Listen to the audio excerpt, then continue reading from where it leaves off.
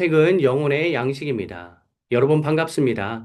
기독교적 관점으로 책 읽고 토론하기, 일명 기책토, 수요 문학 분야 2026년 첫 번째로 선정한 책, 데미안, 헤르만 헤세의 작품, 토론 주제 함께 살펴보겠습니다. 여러 번역사가 있는데 저는 김인수 님이 옮긴 열린 책들에서 나온 이 책을 선정하여 읽었습니다. 제가 읽기에 번역이 좀 매끄럽게 되어 있어서 이 책을 선정하였고요. 그래서 토론 주제에 나오는 여러 인용문은 이 책을 기준으로 하였습니다. 전체적인 흐름 함께 먼저 쭉 살펴보면요. 서론이 있고요. 그 다음에 이 책에 나온 내용을 다섯 가지의 소주제로 잡았습니다. 첫 번째가 주인공 이해하기 관련된 그 질문이 네 가지 있고요. 두 번째 다른 사람들과의 관계성 하여서 질문이 총 다섯 개가 나오고 세 번째 갈등하는 존재로 해서 질문 세 가지 네 번째 성장하는 인간으로 하여 또 질문 이렇게 네 가지 끝으로 다섯 번째 신앙적 관점으로 하여 질문 다섯 가지를 정리하였고 마지막으로는 이제 결론으로 두 가지 질문을 더 넣었습니다. 이렇게 그 다섯 가지의 소주제에 대해서 세 개에서 다섯 개 정도의 질문이 있는데요. 이거를 다 우리 토론 모임 때 나누는 것이 아니라 각자 준비하실 때는 한번 다 답을 다 달아보시고 실제로 우리 모임 할 때는 한 주제당 하나씩만 나누시면 됩니다. 그러니까 총 다섯 번 정도 나눈다고 생각을 하시면 되겠죠. 서론과 결론을 제외하고는 그렇게 생각하시면 되겠습니다. 예, 서론으로 이제 제가 대미안에 부제를 붙인다면이라고 해놨는데 부제를 붙인다는 건 이 작품의 흐름을 전체적으로 나는 이러한 방향으로 생각한다를 나타낼 수 있기 때문에 이 질문을 한번 던져봤습니다. 내가 생각하는 부제는 과연 무엇인지 한번 답을 달아보시면 좋겠고요. 이제 소주제 하나씩 살펴볼 텐데 첫 번째 주인공 이야기입니다. 자, 방황기인데요. 자, 데미안 이야기를 읽으면 우리도 이 고민 많던 어린 시절, 방황했던 학창 시절을 떠올릴 수밖에 없습니다. 이 책에도 보면 내가 내 길이 앞으로 점점 더 추락해서 어둠 속에 이를 거라는 끔찍한 확신이 한순간 나를 사로잡았다. 이런 고백이 나오는데요. 이런 고백처럼 불안에 떨었던 적도 있었을 것이고, 나 자신을 사랑할 수 없을 정도로 굉장히 힘들었던 시기도 있었을 텐데, 여러분 삶에서 어린 시절, 학창 시절, 어떠한 고민을 하시면서 사셨는지 나눠주시면 좋겠습니다. 나누실 때는 내가 오픈해도 될 정도의 수위로만, 물론 비밀이 보장되긴 하지만, 그래도 내가 너무 깊게 나눠서 나중에 나눈 이후에 마음이 어려워질 수 있거든요. 그래서 기록하실 때, 혼자 기록하실 때는 여러 가지로 기록해 보시되, 나누실 때는 좀 정제하셔서 이렇게 나눠주시면 좋겠습니다. 자, 이 첫 번째 소주제의 어, 두 번째 질문은요, 회상이라고 제목을 달아봤는데요. 여러분, 이 책을 보시면서, 이런 생각을 하실 거예요. 아, 지금 생각해보면, 그러니까 이 책을 보시면서, 아, 아무 일도 아닌데 왜 이렇게 고민을 많이 하지? 라는 생각을 하실 수 있는데, 우리도 지금 우리의 삶을 회상해보면, 아, 그때 왜 그렇게 생각했을까? 이 책 주인공의 고백처럼 내 인생이 파탄났다. 뭐 이렇게 생각할 정도로 당시에는 굉장히 심각하게 느꼈는데 지금 돌이켜 생각해 보면 참 아무 일도 아니었는데 라고 생각하실 만한 일이 있을 겁니다. 그것이 무엇인지 또 가볍게 나눠주시면 좋겠습니다. 자, 세 번째로는요. 주인공을 보는 관점인데요. 이 주인공의 이야기를 읽으면서 이 이번에 나눴던 것처럼 아무 일도 아닌데 왜 그렇게 심각하게 생각했지라고 생각하실 수도 있지만 여전히 좀 공감이 되고 여전히 나는 이런 고민을 하고 있다. 이렇게 생각하실 수가 있어요. 그래서 이 주인공의 고민한 흔적들을 책을 통해 보시면서 나는 지금도 이렇게 고민하고 있는데 라고 여기시는지 아니면 아, 별일 아닌데 너무 어렵게 생각하네. 라고 여기시는지, 둘 중에 무엇인지, 주인공을 보는 관점이 어떠신지를 또 나눠주시면 좋겠습니다. 이 첫 번째 소주제의 이제 네 번째는요, 트라우마인데요. 이 책에 보면 주인공이 크로머의 휘파람 소리만 들려도 소스라치게 놀란다고 이런 표현이 나옵니다. 그런 것처럼 우리에게도 크로머의 휘파람 소리처럼 트라우마가 있을 수 있죠. 어떤 상황이 되면 취약이 될 수 있습니다. 그래서 내 트라우마가 무엇인지, 또 그것이 생겨난 원인은 무엇인지, 원인을 잘 모르더라도 어떤 상황이 되면 심리적으로 불안해지거나 위축되는지 나눠주시면 좋겠습니다. 다음 두 번째 소주제로 넘어와서요. 다른 사람들과의 관계성인데요. 자, 첫 번째 악영향. 여러분, 우리가 살면서 참 만나지 않았으면 좋았겠다라고 여기는 그 악영향을 준 사람이 있을 겁니다. 어떤 분은 없을 수도 있어요. 또 어떤 분은 많을 수도 있습니다. 인원이 얼마나 됐든지. 아무튼 나에게 되게 크게 악영향을 준 사람은 누구인지 나눠주시고, 이것만 나누면 너무 힘들어지니까 긍정적인 영향을 준 사람은 또 누구인지. 또 우리가 크로머가 주인공을 조종했던 것처럼 되게 조종당한 경험이 있는 분도 있거든요. 정말 부하 부리듯이 나를 가스라이팅하고 그랬던 사람을 만나셨을 수 있는데, 그러한 적은 언제인지, 그리고 그때의 경험이 현재 나에게 남긴 흔적은 무엇인지 나눠주시면 좋겠습니다. 다음으로 인생 주도인데요. 데미안이 주인공에게 말하죠. 누군가를 두려워한다면 그건 그 사람에게 자신을 지배할 수 있는 힘을 내어주었기 때문이다. 이 관점으로 본다면요. 나를 조종한 건 그 사람만의 잘못이 아니라 조종하도록 놔둔 나의 문제이기도 합니다. 이에 대해서 어떻게 생각하시는지. 책에 보면 인생을 주도적으로 살 때 해결된 문제가 이렇게 책에 곳곳에 나와 있죠. 뭐, 크로머의 휘파람 소리가 사라졌다라든지 또 여러 내용이 나오는데요. 이것들 인용문 보시면서 내가 저 사람이 나를 괴롭히도록 그냥 둘 것이 아니라 내가 나의 인생을 주도하기 위하여서 살아야 하는데 내가 그렇게 주도하는 삶을 살기 위해서 내가 실시한 전략은 무엇인지, 난 어떻게 그렇게 변화하였는지를 함께 나눠주시면 좋겠습니다. 다음으로 위로의 사람인데요. 자, 대면하는 주인공에게 다가와서 내가 너한테 호의를 품고 있다고 한번 생각해봐라고 하면서 사람에 대한 어떤 불신을 무마시키는 접근을 합니다. 예. 그래서 제가 이거 응명 처리를 못했는데요. 자, 내 인생에서 하나님을 제외하고 나를 가장 잘 알아주고 이해해주는 사람은 누구였는지, 또 나에게 어떻게 다가왔는지 또 나눠주시면 좋겠습니다. 다음으로 상호 존중입니다. 서문에 보면요. 이런 표현이 나오죠. 우리는 서로를 이해할 수는 있다. 그러나 저마다 오직 자기 자신만을 해석할 수 있을 뿐이다. 우리가 섣불리 남에 대해서 안다고 말할 수가 없죠. 나는 나 자신만 알 수 있습니다. 그러니까 우리는 남을 속단해서도 안 되고 선입견을 가져서도 안 되고 또 나를 바르게 해석해야 될 책무가 있는데요. 나는 정말 남들을 편견 없이 바라보고 있는지, 그러니까 나만 해석할 수 있다고 생각하면서 그렇게 남들을 편견 없이 선입견 없이 바라보고 있는지, 혹은 내가 편견을 가지고 있어서 실수한 적은 언제인지, 나는 나를 제대로 이해하고 있는지, 나를 이해하기 위해서 사용한 나만의 방식은 무엇이 있었는지 함께 나눠주시면 좋겠습니다. 두 번째 소주제 마지막 질문인데요. 절제입니다. 이 책에 보면 우리는 말이 너무 많아 라는 이 표현이 나와요. 그리고 데미안은 오로지 말하기 위한 대화를 싫어했다.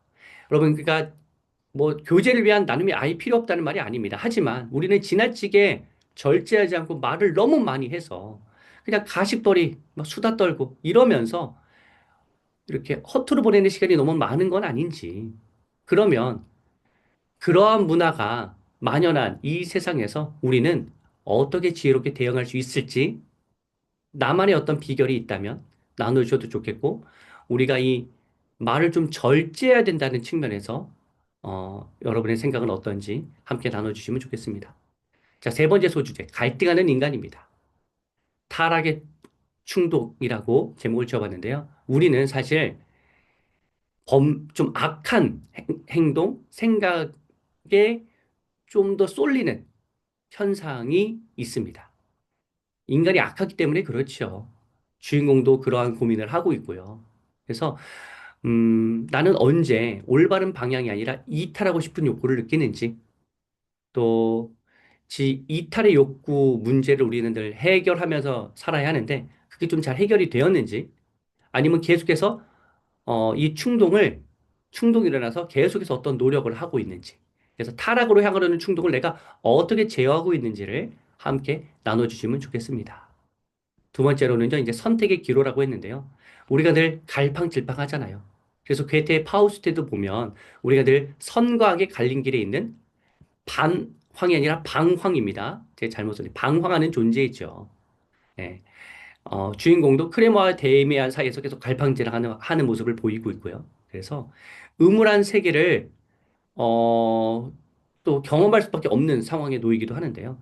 우리가 선택의 기로에서 어, 좋은 방향과 나쁜 방향으로 향하려는 이 선택의 기로에서 어떻게 하면 반듯한 세계로 향할 수 있을지, 또 이 음울한 세계로 향하지 않게 하고 내가 반듯한 세계로 향하게 나를 추동하는 요인은 무엇인지, 그리고 더 나아가서 이 음울한 세계를 필수적으로 경험해야 한다고 생각하는지, 그러니까 이것들을 당연히 경험해야 하고 나쁜 것을 많이 경험해야지만 또 선한 것을 알게 된다. 이러한 주장을 펼치던 분들도 있는데 그거에 대해서는 어떻게 생각하시는지 나눠주시면 좋겠습니다. 자, 다음으로 성충동인데요.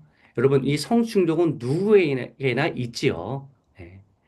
우리가 아마 지금 여기에 모여 계신 분은 다 사춘기 시절은 지났을 테고, 이제 사춘기 자녀를 키웠거나 아니면 키워야 하는 분들일 텐데요. 사춘기 자녀들을 이 성적인 측면에서 어떻게 도왔는지, 아니면 곧 다가올 자녀가 있다면 어떻게 돕고 싶은지, 혹은 내가 이렇게 도와야 했는데 못 도와서 실패한 경험담을 나눠줘도 좋고요. 우리가 만일 부모로서 도와준다면 어떠한 긍정적인 효과가 기대되는지. 여기 보시면 그리고 철저하게 금욕해야만 내면의 힘을 기를 수 있다. 뭐 이런 고백이 나오는데요. 이 말에 어떻게 생각하시는지. 그러니까 사춘기가 지나도 여전히 성충동은 우리 안에서 일어나잖아요.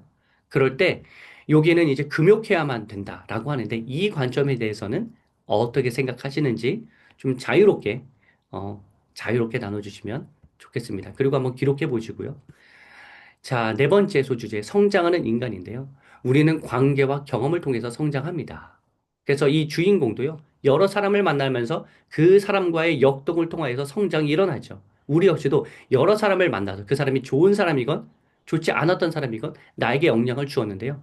그러한 나에게 영향을 준 사람은 누구이고 그 사람을 만나서 내가 어떠한 성장이 일어났고 나에게 생겨난 고유한 특질은 무엇인지, 나만의 특별한 점은 무엇인지, 좀 자랑하셔도 되니까요. 나는 어떤 사람에 의해서 이러한 영향을 받았고, 그로 인해서 이러한 나만의 특성이 생겨났다. 이렇게 나눠주시면 좋겠고요. 자, 그리고 이제, 책에 보면 또 여러 또 이야기가 나와요. 특별히 그 주인공과 데미안의 어머니 에바 부인의 대화에 보면, 이 에바 부인이 이렇게 얘기하죠. 지난 일들이 정말 힘들게만 했느냐? 이렇게 물어보죠. 아름다웠던 적은 없느냐? 이렇게 얘기하죠. 여러분, 모든 경험이 다 소중하고 그 경험이 우리를, 물론 그때 당시에는 힘들 수 있지만 성장으로 이끄는데요. 나를 성장으로 이끌어준 경험은 무엇이 있었는지 또 나눠주셔도 좋겠습니다. 다음 단절인데요. 자, 어느 시점이 되면 스승, 부모와 부모 곁을 떠나야 합니다. 그 단절을 잘 해야 하죠. 책에도 보면 이제는 그 말이 설교조로 들리고 나의 그냥 전체가 아니라 일부만을 이해한다는 느낌이 들 때가 있는데 그때는 이제 떠날 시기입니다. 그게 뭐 배신이다, 배은망덕이 이렇게 여기지 말고 우리가 이 관계의 어떤 독립, 단절 이것을 잘 이뤄야 하는데 나는 부모 및 스승과 잘 분리하였는지 독립적으로 나아갔는지, 혹은 내가 자녀와 제자를 분리시켜야 하거든요. 독립시켜야 하거든요. 근데 그것을 정말로 잘 했는지, 이 부분에 대해서 함께 나눠주시면 좋겠습니다. 다음, 외로움인데요. 제가 이거 하느님이라고 했는데 책이 이렇게 나왔기 때문에 이렇게 인용한 겁니다. 예, 우리가, 외로워질 때가 있어요. 굉장히 고립감을 느끼고 고독할 때가 있는데 그것이 바로 하나님께서 우리를 내면 더 잘 성찰하고 주시는 기회라고 볼 수 있는데, 우리가 외로움 또는 또 사랑을 충만히 얻어서 사랑을 경험하면서 내 내면을 성찰하고 성장했던 경험은 언제였는지, 또 그러한 경험이 나에게 어떠한 유익을 주었는지, 그러한 고독의 시간 혹은 충만한 사랑의 시간을 충분히 보낸 다음에 나는 어떠한 모습으로 살아가게 되었는지, 이런 부분 나눠주시면 좋겠습니다. 다음, 성장의 지속과 겸손입니다.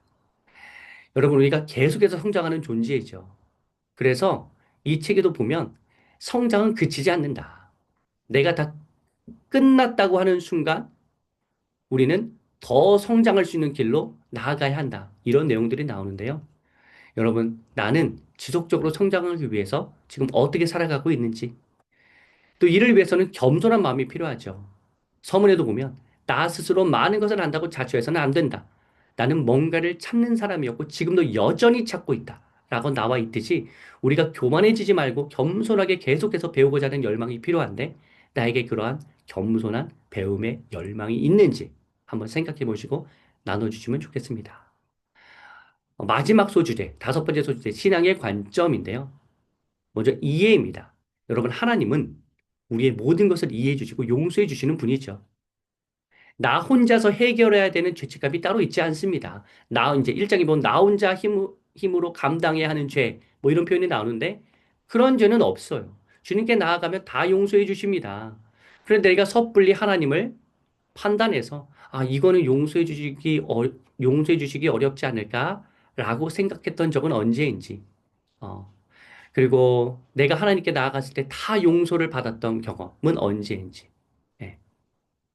그리고 실제로 하나님께서는 우리를 다 이해해 주시는 분이잖아요. 그런 경험을 언제 하였는지 또 나눠주면 좋겠습니다. 책에 보면요, 이 두 번째, 다양한 해석인데요.